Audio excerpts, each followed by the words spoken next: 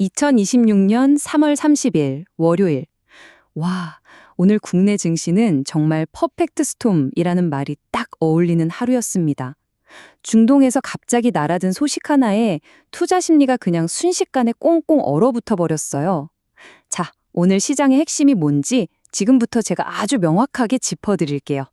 바로 이 숫자, 마이너스 2.97%. 이게 바로 오늘 코스피가 받아든 뭐랄까 좀 처참한 성적표입니다. 아니 하루 만에 지수가 거의 3% 가까이 사라져버린 건데요. 이 숫자 하나만 봐도 오늘 시장이 얼마나 큰 충격을 받았는지 바로 감이 오시죠. 오늘 시장의 상황은 딱 두 가지로 요약할 수 있습니다. 주식은 폭락하고 달러 가치는 폭등했다는 거. 원달러 환율은요 무려 17년 만에 최고치를 찍었습니다. 아니 도대체 뭐가 어떻게 됐길래 이렇게 극단적인 상황이 만들어진 건지 지금부터 그 원인을 하나하나 파헤쳐 보겠습니다. 자, 구체적인 수치를 한번 볼까요? 보시면 상황이 더 심각합니다. 코스피는 무려 161포인트나 주저앉았고요. 코스닥은 하락률이 3%를 넘어섰어요. 이건 뭐 단순히 몇몇 종목의 문제가 아니라 시장 전체를 그냥 거대한 매도 압력이 확 덮쳤다 이렇게밖에 볼 수 없는 거죠. 주가보다 어쩌면 더 심각한 경고음은 바로 이 환율에서 나왔습니다. 장중에 한때 1521.1원. 이 숫자는요, 우리를 2009년 글로벌 금융위기 시절로 되돌려 놓습니다. 무려 17년 만에 가장 높은 환율이라니. 이건 뭐 시장이 사실상 위기 상황이라는 걸 스스로 인정한 셈이나 마찬가지예요. 자, 그러면 도대체 무엇이 이 모든 혼란을 불러왔을까요?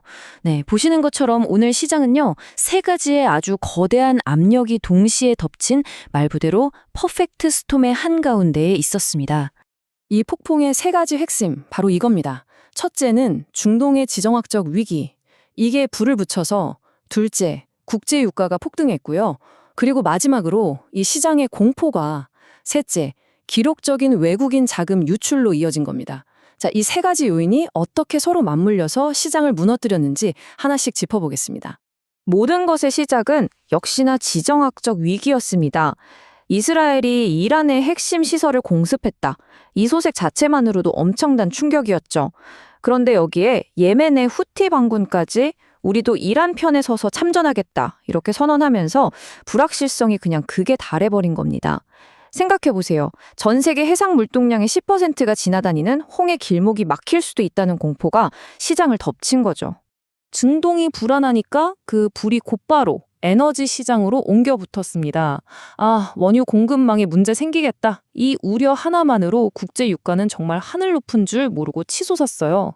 보시다시피 WTI는 배럴당 100달러를 가뿐히 넘었고 브렌트유는 115달러 선까지 돌파하면서 시장의 공포를 한층 더 키웠습니다. 이렇게 안 그래도 혼란스러운 상황에 미국 트럼프 대통령의 메시지가 그야말로 기름을 부은 격이 됐습니다. 한편으로는 이란이랑 뭔가 분쟁이 있을 것처럼 강하게 얘기하면서도 또 다른 한편으로는 조기 합의도 가능해. 이런 식의 애매한 태도를 보인 거죠. 이런 리더십의 불확실성이 투자자들을 더 깊은 안개 속으로 밀어넣은 겁니다. 자, 그렇다면 이런 공포가 가득한 시장에서 투자자들은 과연 어떻게 움직였을까요? 누가 팔고 누가 샀는지 시장의 수급 상황을 한번 자세히 들여다보겠습니다. 이 도넛 차트를 보시면 오늘 시장의 주체가 누군지 명확하게 보입니다. 저 압도적인 보라색, 네, 바로 외국인입니다. 이들이 던지는 그야말로 폭탄 같은 매도 물량을 개인과 기관이 온몸으로 받아내고 있는 그런 형국이었죠. 금액으로 보면 더 충격적입니다. 마이너스 2조 1,300억 원. 이게 외국인들이 단 하루 만에 한국 시장에서 빼내간 돈입니다. 근데 이게 벌써 8거래일째 계속되고 있다는 거예요. 요즘 말하는 셀코리아 현상이 얼마나 거세게 불고 있는지 알 수 있는 대목이죠. 시장별로 수급을 좀 뜯어보면요, 약간의 차이가 보입니다.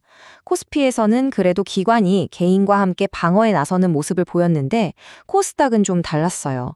여기서 외국인하고 기관이 같이 파는 이른바 쌍끌이 매도가 나왔습니다. 여기에 오직 개인 투자자들만이 외롭게 맞서는 모습이었던 거죠. 참 아이러니하죠? 이렇게 사고 파는 힘겨루기가 극에 달하면서 역설적이게도 역사적인 기록이 하나 세워졌습니다. 바로 3월 한 달간 코스피 거래 대금이 사상 처음으로 600조 원을 넘어선 겁니다. 시장이 얼마나 뜨겁게 또 격렬하게 요동쳤는지 보여주는 증거라고 할 수 있겠네요. 하지만 이렇게 온통 파란불로 질려버린 시장 속에서도요, 꿋꿋하게 버티거나 오히려 빨간불을 켠 섹터들이 있었습니다. 이 붉은 바닷속에서 피어난 희망의 실마리, 지금부터 한번 찾아보겠습니다. 오늘 시장의 희비는 정말 극명하게 엇갈렸습니다. 왼쪽에 보시는 오늘의 승자들, 2차 전지, 게임, 제약, 그리고 증권주가 이 위기 속에서 오히려 빛을 발했고요.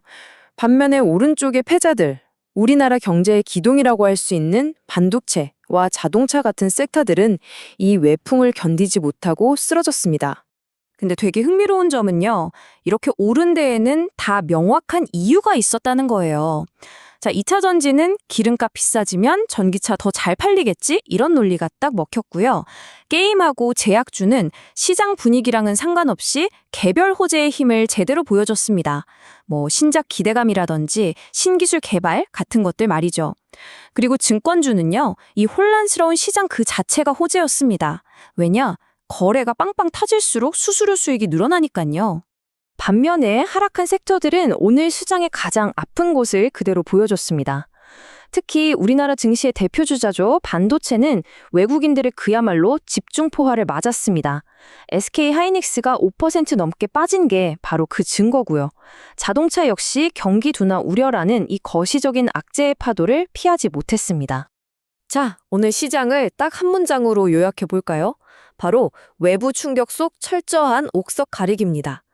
지정학적인 폭풍이랑 외국인 매도세라는 이 거대한 파도가 덮쳤지만 그 속에서도 위기를 기회로 만드는 종목과 속절없이 무너지는 종목이 아주 극명하게 갈렸던 그런 차별화 장세였다고 정리할 수 있겠습니다.